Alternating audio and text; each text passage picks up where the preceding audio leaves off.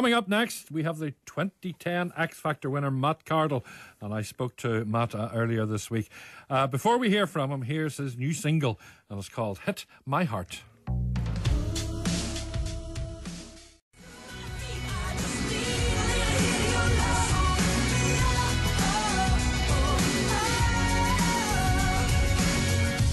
Four years ago, my next guest was a struggling young musician sending demo after demo out to record companies and publishers without much success, it has to be said.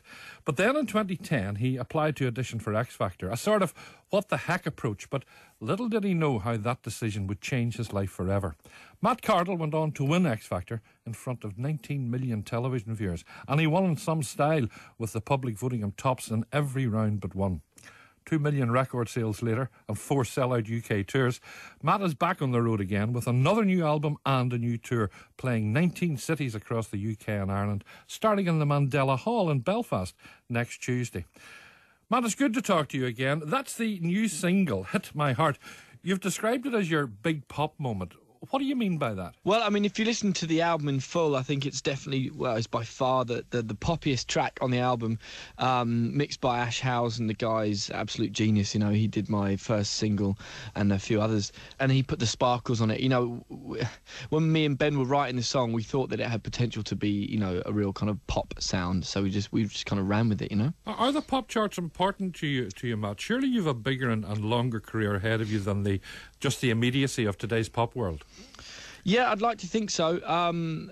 But at the same time, I like to keep changing up the style. Not the style, but developing it. I think changing style means that you haven't quite found your style. I think I'm in a development process. And this was just, you know, it was a nice flavour from the album that I thought we could display. You're obviously one of the biggest success stories from X Factor. Now, you've been trying for years for fame and success for a long while with various bands. Now that you've achieved it, is the reality as good as the dream? It's even better than the dream, really? Because you're actually doing it. Yeah. I don't know. It's a lot of hard work, and I knew it would be. And I've always been a grafter, especially with when it comes to things that I love to do. And you know, I feel blessed every day that I get to do what I love to do for a living. I really am living the dream. So for that, I'm eternally grateful. No downsides? Every walk of life has its downsides, but the ups outweigh the downs.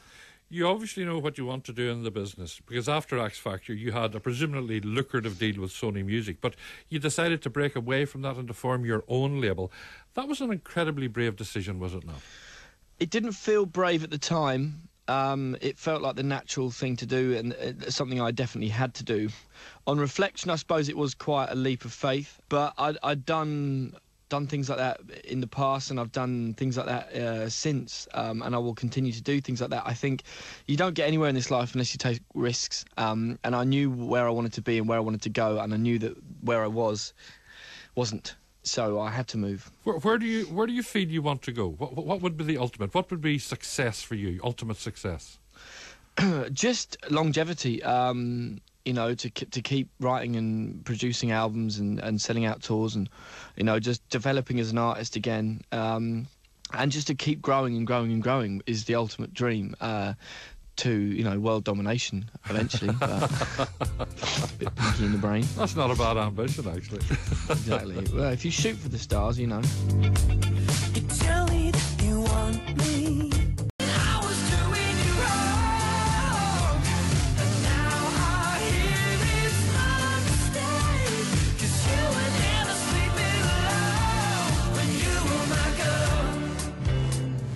Success has come at a bit of a cost to you, it has to be said, because earlier this year we read about your battle with prescription drugs and alcohol.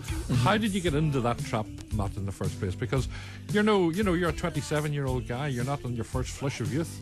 No, I'm 30 now as well. I mean, it was flying that did it originally. I used to take Valium to fly because I hate flying, and then it kind of progressed, really. I mean, I then started using it to put myself in a place that I would rather be when I was stressed, which was not stressed and more kind of comatose, and things kind of spiraled out of control rather rapidly towards the end of last year, and I sought help for it. But, you know, I'm in such a great place now. When did the penny drop that you cannot live your life like this? It was literally just before Christmas, and then I was in rehab within a week. And things are good today for you? Top banana. Fit and ready for the tour. So, Matt, what can we expect for the show on Tuesday night? Well, it's been a little while since we've been out with the band, and we've got a new member on the bass. We've been in rehearsals, so we're kind of dusting the old songs off and polishing up the new ones. It'll be a real mixed bag of songs, and we get to cherry pick this time from 3 albums. So we've managed to piece together what I think is the best show that we can possibly put on with these 3 albums. It's rock and roll, baby. Come down. And you're looking forward to a return to Belfast? Yeah, absolutely. I love Belfast. I've got a good friend who lives there, James Walsh from Star Sailor. I think I'll be trying to catch up with him as well. Yeah, I'd love to come over. Mel C, I see, is touring with you at some of the venues. Are you bringing her to Belfast? Unfortunately not. She's going to be in Manchester, Liverpool and Shepherd's Bush. But it's a real shame because I know she loves to come over to Ireland. Matt, it's lovely talking to you. As I say, Belfast is your first stop, the Mandela Hall next Tuesday, the 1st of April, and then you'll be down in Dublin at the Academy on Wednesday.